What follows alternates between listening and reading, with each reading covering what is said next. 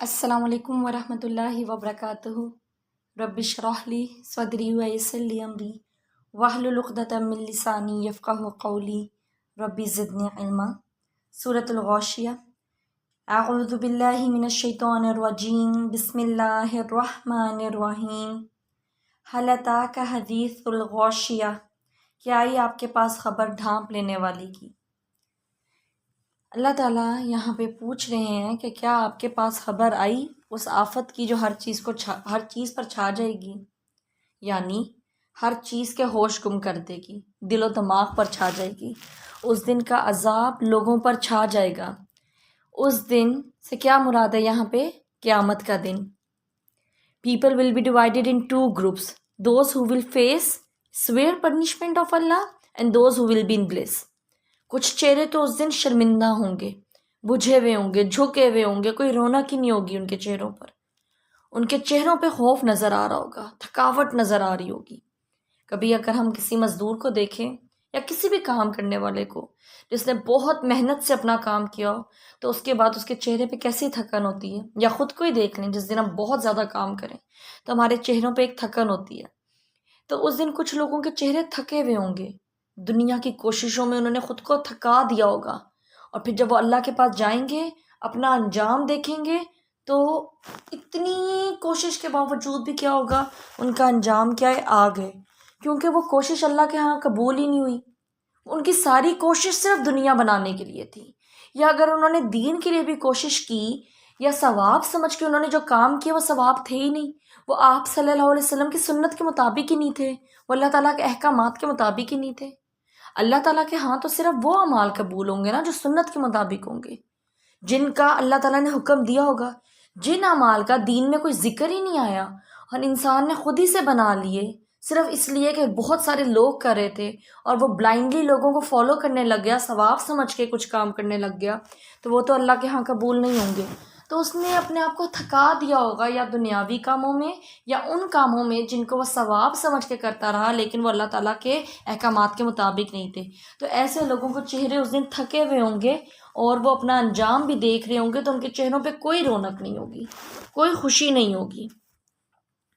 اور اسی کے برعکس کچھ چہرے اس دن بہت خوبصورت ہوں گے، بہت زیادہ رونق ہوگی ان کے چہروں پہ، تازگی ہوگی، وہ راضی ہوں گے اللہ تعالیٰ سے، اور اللہ تعالیٰ ان سے راضی ہوگا۔ کیوں؟ کیونکہ انہوں نے اپنی پوری زندگی، جو دنیا کی زندگی تھی، وہ اللہ تعالیٰ کو خوش کرنے میں لگا دی۔ ایسا نہیں ہے کہ کبھی ان لوگوں سے کوئی گناہ نہیں ہوا ہوگا، گناہ ان سے بھی ہو جاتے ہوں گے، غلطی ہو جاتی ہوگی، لیکن وہ اللہ تعالیٰ کی طرف رجوع کرتے تھے۔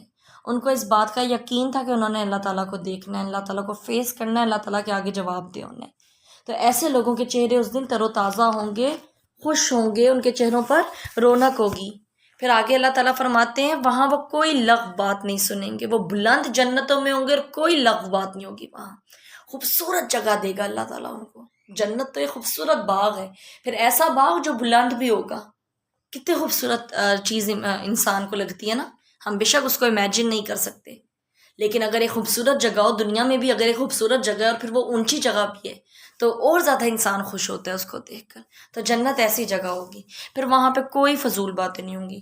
دنیا میں ہمیں جتنی بھی نعمتیں مل جائیں، اگر وہاں پہ فضول باتیں ہو رہی ہیں نا، یا آپ کو فضول باتیں سننے کو مل رہی ہیں، تو ان ساری نعمتوں کا مزہ خراب ہو جاتا ہے، کوئی نعمت فیل ہی نہیں ہوتی۔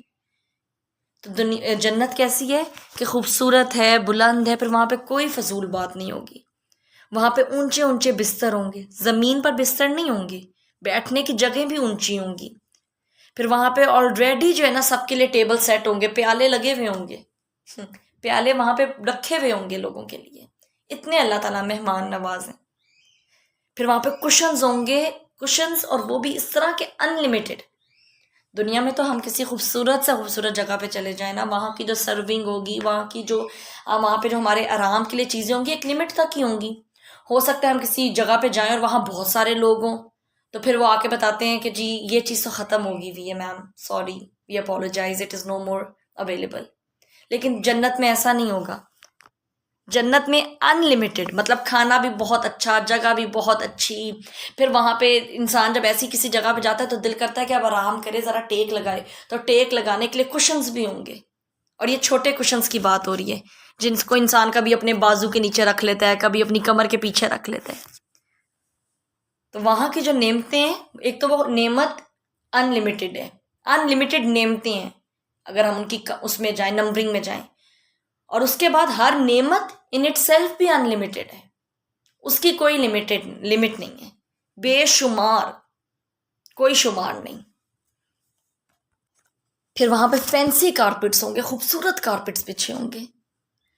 ایسی ہوگی جنت جو ہم امیجن نہیں کر سکتے، لیکن پھر بھی اللہ تعالیٰ ہمیں بتاتے ہیں تاکہ ہم میں شوق پیدا ہو اس کا. پھر اللہ تعالیٰ کہتے ہیں کہ اونٹ کی طرف انسان کو اللہ تعالیٰ یہاں پہ متوجہ کرتے ہیں کہ وہ اونٹ کو دیکھیں کہ وہ کیسے پیدا کیا گیا.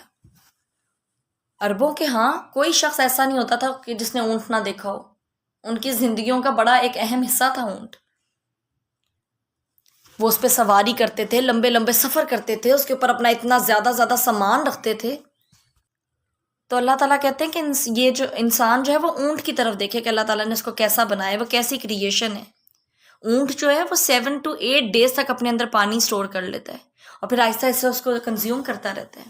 اگر پانی کی کمی ہو جائے تو اس کی بلڈ سرکولیشن نہیں افیکٹ ہوتی اس چیز سے، وہ تھکتا نہیں ہے. پھر اب جیسے عربوں نے سفر پہ جانا ہوتا تھا، لمبے لمبے سفر ہوتے تھے، کہیں پہ پانی ہوتا تھا کہیں پہ نہیں، وہاں پہ بارش بھی بہت کم ہوتی ہے، تو وہ کیا کرتا ہے اپنے اندر پانی کو اسٹور کر لیتے ہیں. پھر اس کی ٹانگوں میں 2 گھٹنے ہوتے ہیں، کیسے وہ بینڈ ہو جاتا ہے، اس پہ ایزیلی آپ زیادہ سے زیادہ سامان رکھ سکتے ہو، بیٹھ سکتے ہو. اگر وہ اتنا اونچا ویسے ہی کھڑا رہے یا زیادہ نیچے نہ جھکے تو سامان رکھنا کتنا مشکل ہو جائے اس کے اوپر. سب سے زیادہ ویٹ اٹھا سکتا ہے یہ تمام جانوروں میں. پھر گرم ریت پر چل لیتا ہے. پھر جب ریت کا طوفان آتا ہے تو اس کی جو آئی لیشز ہیں وہ آپس میں انٹر لاکڈ ہو جاتی ہیں، اس کی آنکھوں میں نہیں جاتی ریت، ورنہ تو یہ چل ہی نہ سکے وہاں پہ.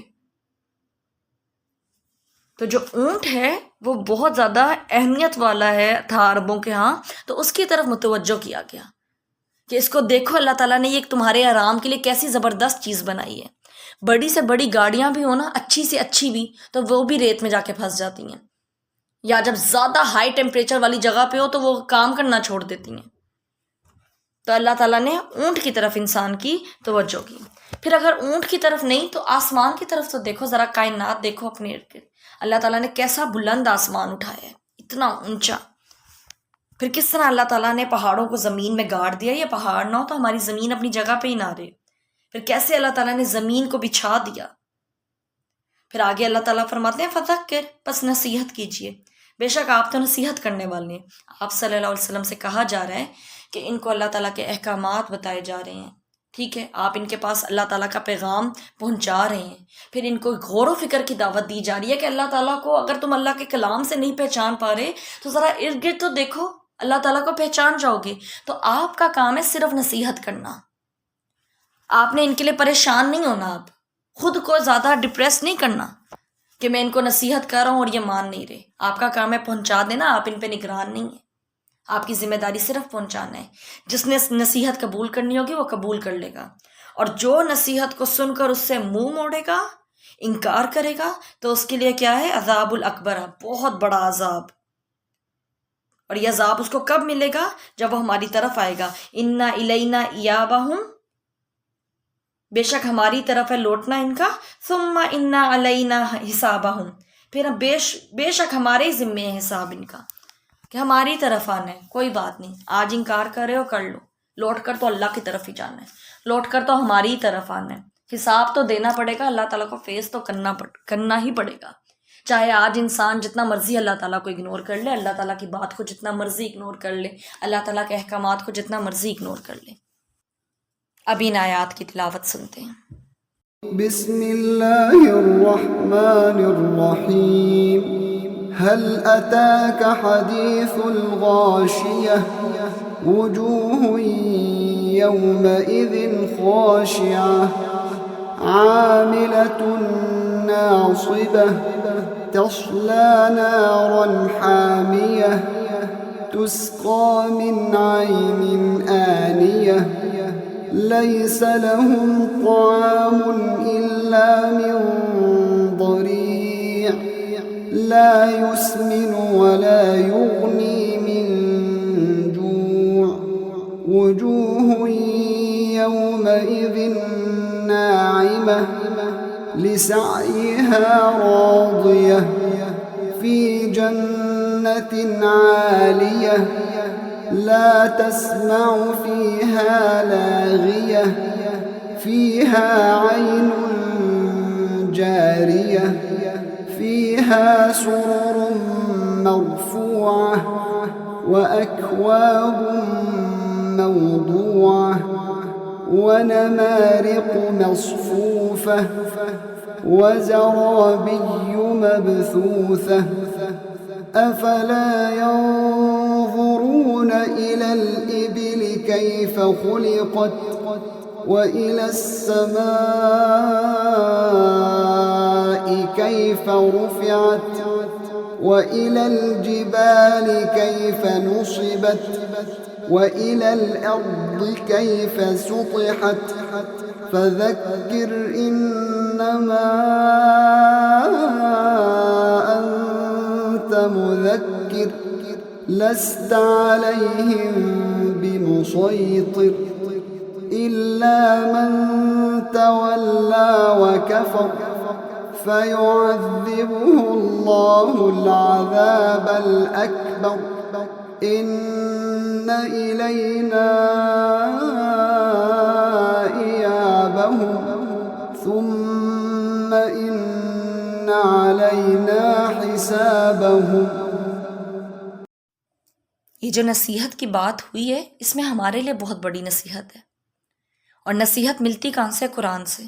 تو اگر ہم قرآن کو ہی چھوڑ دیں گے، آپ صلی اللہ علیہ وسلم قیامت کے دن اللہ تعالیٰ سے یہ شکایت کریں گے نا کہ میری امت نے تو قرآن کو ہی چھوڑ دیا تھا.